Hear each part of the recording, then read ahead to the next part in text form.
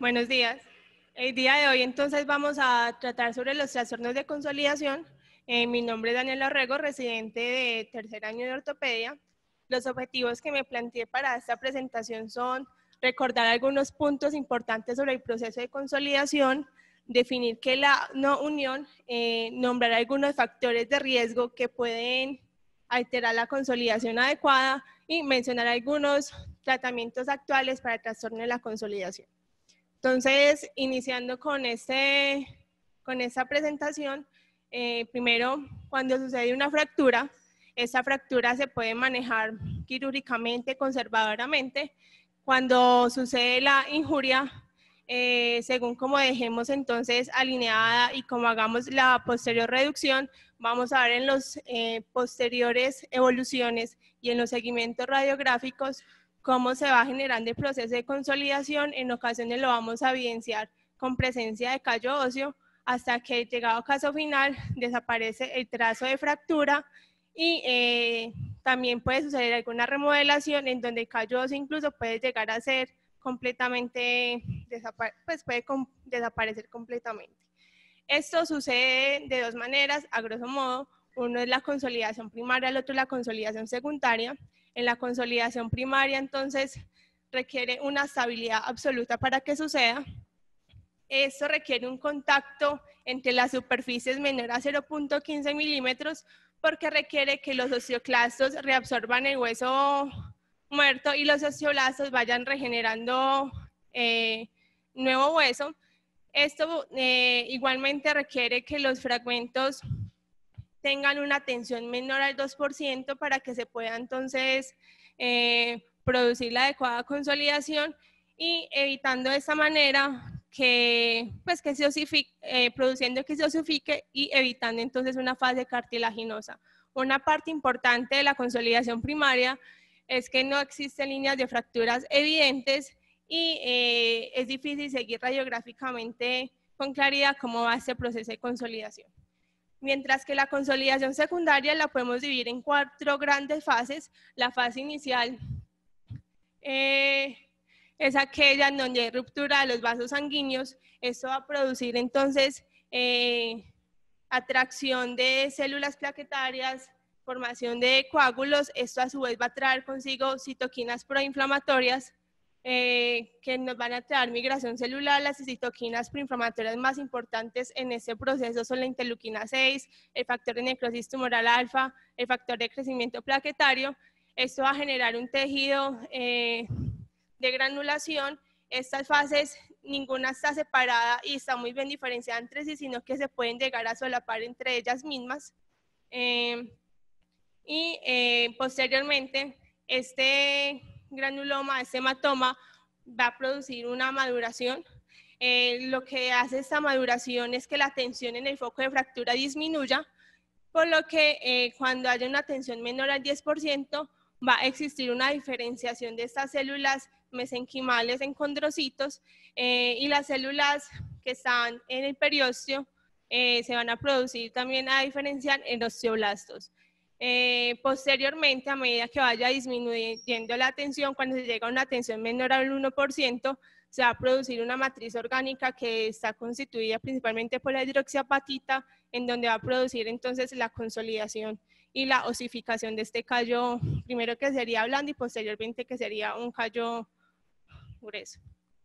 Y el último paso sería el paso de remodelación. Este proceso suele durar hasta aproximadamente 1 año o incluso más.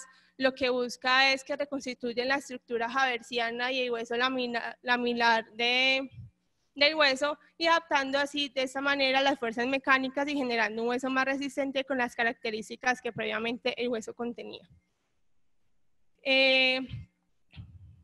Durante el proceso de consolidación se ha visto que hay estructuras, elementos, cosas necesarias para que ese proceso sea fructífero, en donde se ha entonces dilucidado el concepto de diamante, en donde todos estos factores son necesarios para que una adecuada consolidación se dé. Los factores de vascularización los mencionamos previamente, es cuando hay traída de células inflamatorias, producción de citoquinas que nos va a traer las células mesenquimales.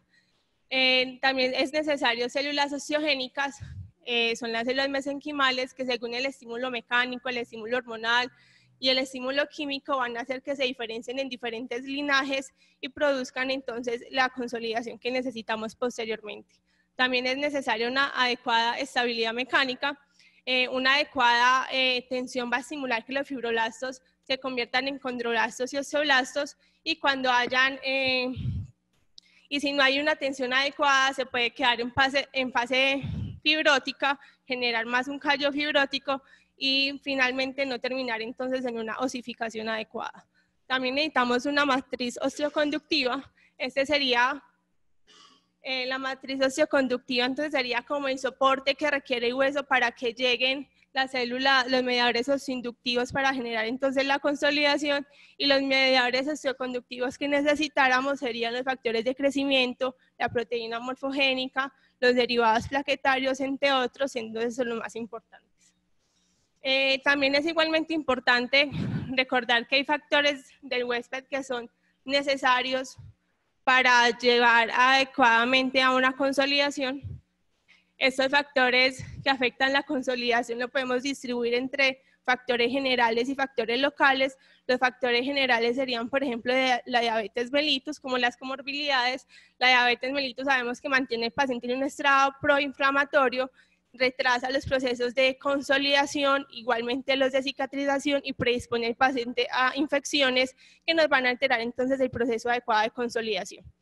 También alteraciones como la enfermedad vascular que van a hacer que no llegue adecuada circulación, adecuada cantidad de nutrientes y células al foco de fractura, y la enfermedad renal nos va a alterar la vitamina D, que la vamos a ver un poco más adelante. También es importante la edad del paciente. Es importante recordar que la velocidad de consolidación disminuye con la madurez esquelética.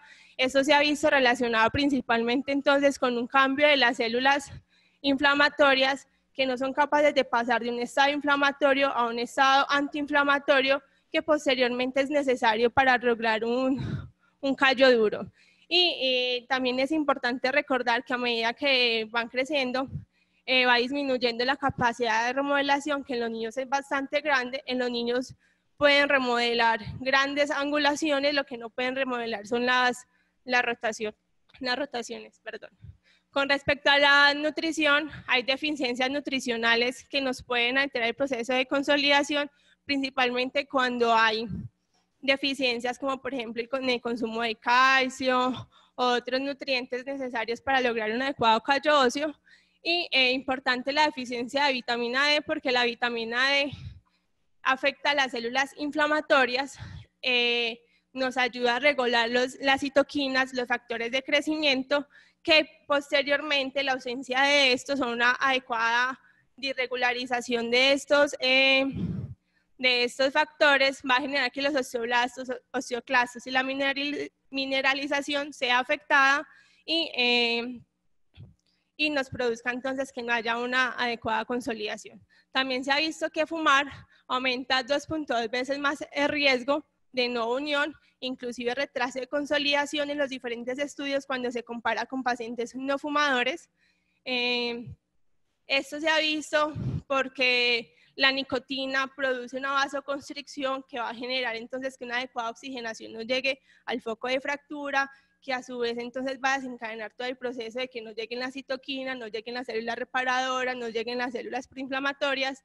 Y también se ha visto que el monóxido de carbono, que se produce también por el cigarrillo, va a disminuir la capacidad que tienen las células para atraer hacia el oxígeno, y necesitamos también oxígeno para que los osteoblastos y las células que tenemos ahí se osifiquen posteriormente. También se ha visto que el consumo de medicamentos puede afectar el proceso de consolidación, como por ejemplo el consumo de AINES, que afecta incluso desde el primer proceso, desde la creación del hematoma, afectando por su mecanismo de acción la generación, la producción de interleuquinas. Y también el uso de corticosteroides se ha visto que aumentan la cantidad de osteoblastos, de osteoclastos, produciendo entonces que permanezca una reabsorción ósea constante, mientras que disminuye la creación de osteoblastos, que es lo que nos va a generar entonces que el hueso se vaya regenerando. También se ha visto alguna afectación con los anticoagulantes con el proceso de consolidación. También hay patologías óseas como la osteoporosis y los tumores o metástasis óseas que por su patología como tal base van a retrasar el proceso de consolidación y nos van a hacer posteriormente que tengamos algún trastorno de esta. También es importante considerar el tipo de hueso en donde sucede entonces la fractura. En los huesos esponjosos consolida más rápido. Esto está relacionado porque en el hueso esponjoso tenemos mayor espacio y mayor relación entre los fragmentos. Pues mayor superficie de contacto, hay mayor cantidad de células y hay mayor vascularización, lo que va a producir entonces que el proceso de consolidación sea más rápido e incluso más efectivo, disminuyendo la cantidad de riesgos entonces de no uniones o de alteraciones en la consolidación. Y también hay que considerar que cuando hay una fractura intraarticular, la sinovia va a producir entonces alteraciones en la conformación del coágulo. Eso nos va a retrasar como tal el proceso de consolidación porque no se va a producir la fase fibrosa y todo se va a ir retrasando más de ahí en adelante. Pasando entonces a las alteraciones locales que nos pueden alterar el proceso de consolidación, contamos con que la movilidad del sitio de fractura es importante según el grado de tensión que tengamos en el sitio de fractura, según la consolidación que estemos haciendo y según la fijación que queramos realizar, si es una fijación estable o una fijación relativa, estaríamos buscando algún tipo de consolidación. Cuando tenemos una fijación estable, buscamos una estabilidad absoluta y queremos una consolidación primaria, y cuando estamos haciendo una consolidación relativa, una fijación relativa, estamos buscando una consolidación con callo óseo, lo que sería una consolidación secundaria. Según lo que estemos buscando hacer y según lo que hagamos en el primer momento quirúrgico o en el momento de la inmovilización, vamos a disminuir la tensión y eso va a tener unos requerimientos para que no haya trastornos entonces en la consolidación final. También es importante considerar el espacio y la separación entre los bordes de la fractura, ya que puede existir tejido de interposición que nos va a dificultar entonces la migración de las células óseas para que tengamos una consolidación adecuada, y también puede ser causada por la consolidación porque podemos, en llegado caso, estar buscando una estabilidad absoluta, queriendo una consolidación primaria, pero dejamos una brecha ósea bastante importante o mayores de 0.15 milímetros, como habíamos mencionado previamente, lo que nos va a dificultar entonces que logremos una consolidación primaria, y eso posteriormente va a desencadenar en una no unión o en un retraso de la consolidación. También tenemos alteraciones vasculares, por lo que es importante en el primer momento en que definamos el tratamiento que queremos con este paciente, evitar la desperiodización del tejido, evitar el drenaje del hematoma. También puede afectarnos las fracturas abiertas por los lavados repetitivos que hagamos o por la pérdida inicial de tejido que pueda ocurrir durante el trauma inicial, o inclusive el síndrome compartimental que genera una hipoxia local. Eso nos puede alterar entonces la adecuada vascularización, las adecuadas células inflamatorias iniciales que posteriormente desencadenarán en el proceso de consolidación adecuado. Es importante recordar entonces que en el periósteo hay células progenitoras, en estas están las células mesenquimales que posteriormente van a diferenciarse en los diferentes linajes que serán necesarios para una adecuada consolidación.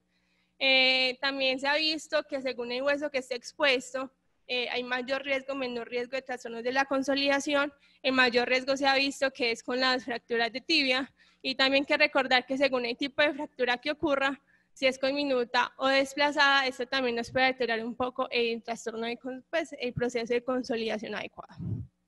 Cuando hay una alteración en el proceso de consolidación porque se afecta alguna de las fases que vimos previamente, o porque el paciente tiene comorbilidades o alteraciones que no están bien controladas, entonces se ha visto que puede llegar a alargarse el tiempo. Cuando se alarga el tiempo, hay un retardo de la consolidación. El retardo de la consolidación entonces es definido como que no hay progreso radiológico o clínico de consolidación en 4 a 6 meses posteriores a la fractura, pero se espera que al continuar con el apoyo, al continuar con el tratamiento, se logre la consolidación, y usualmente en las imágenes radiológicas vemos que los bordes no son esclerosos, son bordes vitales, y no vemos como alteraciones importantes en la radiografía o en la clínica, sino que vemos que simplemente no ha pegado, pero que sospechamos que posteriormente lo hará.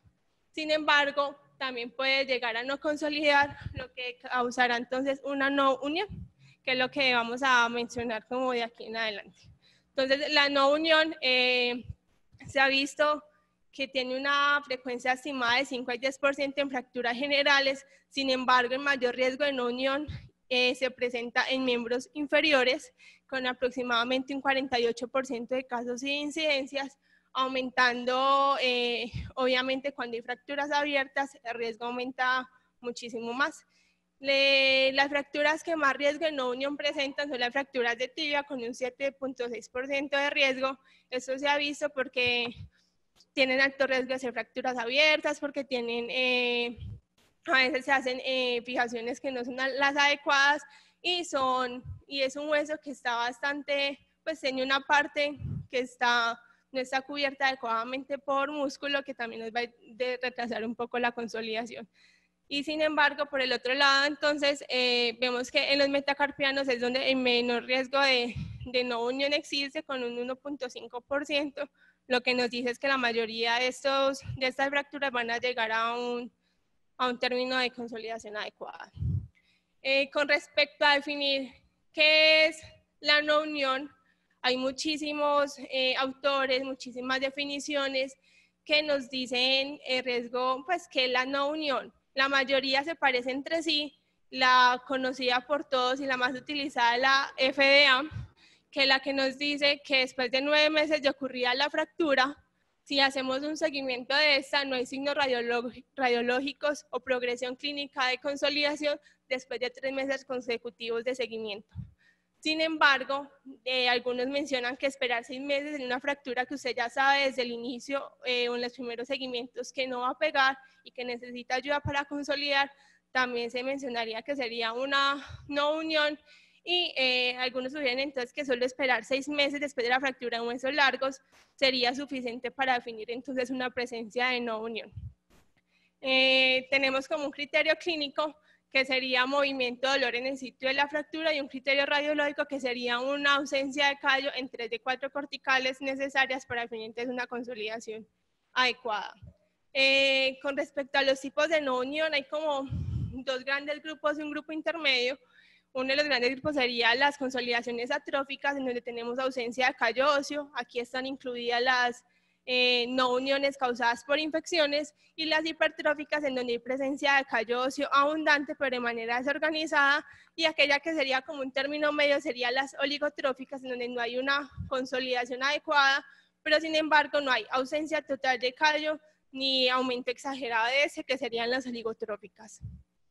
Las no uniones atróficas usualmente se terminan desde el inicio mismo del trauma, desde el proceso inicial de la cirugía, porque estas están causadas por factores biológicos inadecuados, que muchas veces lo podemos causar los mismos cirujanos o el trauma como tal del paciente, las comorbilidades que se pueden tener, que son usualmente son resultados de fracturas abiertas, pérdidas de la vascularización, ya sea directamente en el trauma o por el daño generado por la periodización y la pérdida del hematoma que nosotros mismos generamos, por comorbilidades como la diabetes mellitus o inclusive el hábito del paciente de fumar.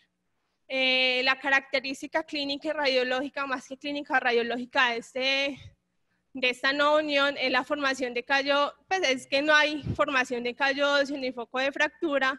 Vamos a observar bordes atróficos, inclusive aumento del tamaño de trazo de fractura, y usualmente el tratamiento de estas lesiones va a requerir entonces un aumento de la estabilidad más injerto óseo, lo que nos ayuda a mejorar la biología de ese hueso en esa zona. Aquí tenemos unas imágenes. Entonces vemos que la mayoría de las no uniones son en miembros inferiores, pero también puede ocurrir en miembros superiores cuando se hace una fijación no adecuada o por factores del paciente o durante el proceso de cirugía. En este caso entonces vemos cómo hay una reabsorción en el foco de fractura, no vemos presencia de callo óseo, y en este caso cuando quitamos la placa vemos que tiene la configuración en lápiz con adelgazamiento del foco de fractura, el gap aumentado, y lo más importante, no hay presencia de callo óseo. En este caso, requerimos aumento de la estabilidad e injerto óseo para mejorar la biología y finalmente terminar en una consolidación adecuada. También podemos encontrar unos bordes escleróticos que nos van a producir entonces que no haya un adecuado contacto y las células no lleguen bien, una obliteración también del canal medular. Otra vez vemos que hay ausencia de callo óseo y en este caso fue resuelto con un aumento de la estabilidad con un fijador externo. Se retiraron los bordes escleróticos para mejorar la biología local y en este caso no se ve que hayan utilizado injerto óseo.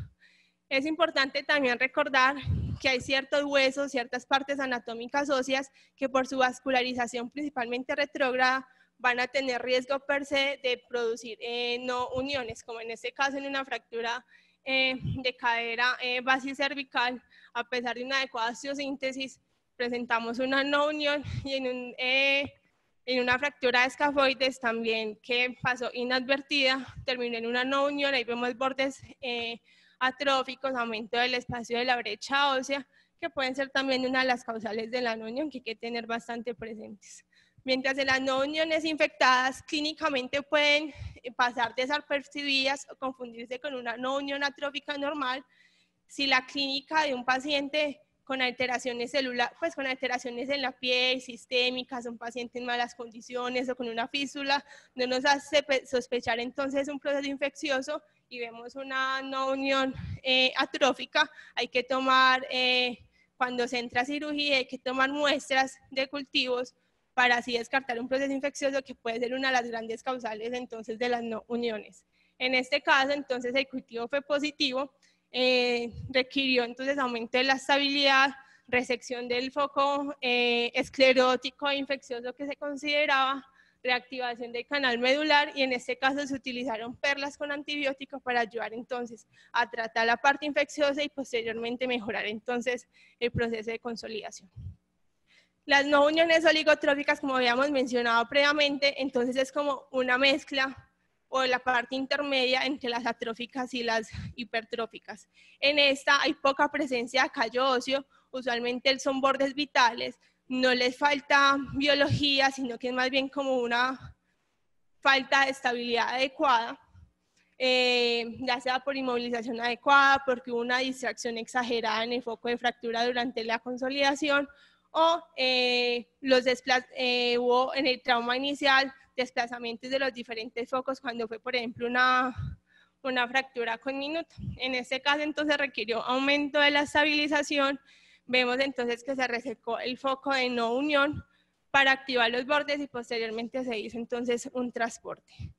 En este otro caso, vemos entonces que hubo una brecha que no permitió entonces una adecuada consolidación primaria y por la estabilidad no daba para una consolidación secundaria. Esto genera entonces una no unión con poco callo óseo que también se resolvió con aumento de la estabilización.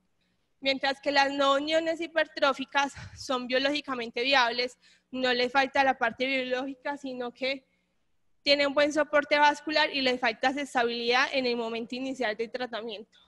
Esto es causado por una excesiva formación de callo óseo. Las células mesenquimales, como habíamos mencionado previamente, responden también a estímulos mecánicos, simplemente que tienen un estímulo mecánico exagerado. Ellos siguen respondiendo a ese estímulo, pero de una manera excesiva y desorganizada. Usualmente el callo es periférico y no tanto en el foco de fractura, y finalmente desencadenará entonces en un proceso de no unión con abundante callo óseo.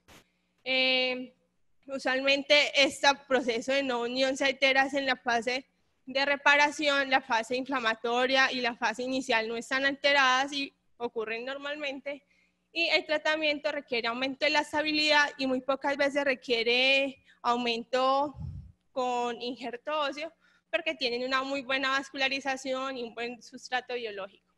Según el grado de inestabilidad mecánica hay varias configuraciones de no uniones. Una de ellas es una no unión en pata de elefante. Entonces en esta vemos que es una no unión rica en callo óseo, en donde vemos un aumento exagerado de callo óseo, pero como habíamos dicho previamente que no se organiza en el foco de fractura, sino por fuera de este, es causado por una fijación poco estable, por una inmovilización adecuada. Inclusive se ha visto que se ha presentado cuando se presenta un apoyo prematuro en algunas fracturas, en algunas configuraciones de fractura. Para su tratamiento requiere aumento de la fijación y usualmente no requiere injerto porque hemos mencionado previamente que el mismo callo puede funcionar como injerto y biológicamente está bien. Simplemente es una falta de estabilidad lo que requiere para llegar a una adecuada consolidación. Y aquella no unión en la herradura también es hipertrófica, pero el callo óseo es menos exagerado, es un poco más disminuido. También es por falta de estabilidad, pero tiene una mejor estabilidad que la causada por la pata de elefante. En este caso vemos entonces que también requiere el tratamiento, aumento de la estabilidad para poder lograr entonces una adecuada consolidación. Otro trastorno de la consolidación es la pseudoartrosis. No necesariamente es hipertrófica o atrófica, sino que hay una pseudomembrana con fluido en el foco de fractura que permite movilidad. Usualmente no es dolorosa, entonces hay que tener cuidado en la clínica y presenta una obliteración del canal medular. Requiere entonces resección de esa bolsa sinovial, reactivación de los bordes, recanalización del canal y una fijación adecuada para que termine entonces en una adecuada consolidación. Mencioné a grosso modo previamente que casi todas requieren aumento de la estabilidad y algunos aumento entonces de injerto óseo, pero también tenemos otros tratamientos no quirúrgicos que son utilizados en este tipo de trastornos. Uno sería mecánico, que es ponerle un brace funcional al paciente o inclusive permitir el apoyo de la extremidad. Eso por carga mecánica activa entonces las células mesenquimales que van a desencadenar posteriormente en una adecuada unión. O hay otros medios físicos como la utilización de ultrasonido o estimulación electromagnética. Estas dos herramientas requieren una estabilidad mecánica como mínimo y un defecto óseo menor de 10 milímetros idealmente para poder lograr entonces una adecuada consolidación con estos métodos. Los estudios que existen son estudios que todavía les falta un poco más de evidencia. Sin embargo, se ha visto que el ultrasonido por las ondas de choque va a producir entonces una dilatación de capilares, aumento de la angiogénesis, que también va a producir aumento de la consolidación, y hay efectividad con este uso en un 70-93% de los pacientes, y informan que solamente requiere uso de 20 minutos de tratamiento diario para lograr entonces una adecuada consolidación. La estimulación electromagnética, en los estudios reportan que requiere un mínimo de 6 a 8 meses de uso. No la recomiendan en una no unión infectada y existen 3 clases de tratamiento, que sería poner un electrodo intraóseo con estimulación continua. Otro sería hacer estimulación electromagnética superficial en la piel, y otro que sería, pues uno que sería eléctrico y otro que sería magnético, y han reportado efectividad hasta de un 75% de los pacientes con este método. Sin embargo, todavía falta como estandarizarlo más. Con respecto a los métodos, entre los no quirúrgicos también incluyen los métodos biológicos. En este encontramos entonces el autoinjerto. En el autoinjerto hay mayor osseointegración con el huésped. Este autoinjerto se puede tomar de la cresta ilíaca, de calcáneo, del fémur distal. Hay menos riesgo de infección porque es propio del paciente y es un buen osteoinductor y osteoconductor. Mientras que el autoinjerto presenta no se integra también con el hueso del paciente, hay más riesgos de infecciones, y usualmente está indicado, es como para complementar el autoinjerto. Cuando tenemos un defecto bastante importante, no le podemos sacar bastante autoinjerto al paciente, se mezclan en una relación 2-1 como para complementar y llenar el defecto que contamos. La matriz ósea mineralizada se puede presentar en polvo pasta Putin. Soporta proteínas, factores de crecimiento y colágeno, pero no aporta soporte estructural. El plasma rico en plaquetas es una de las, tanto el plasma rico en plaquetas como la proteína morfogénica son uno de los elementos que últimamente han tenido bastante boom, bastante apogeo.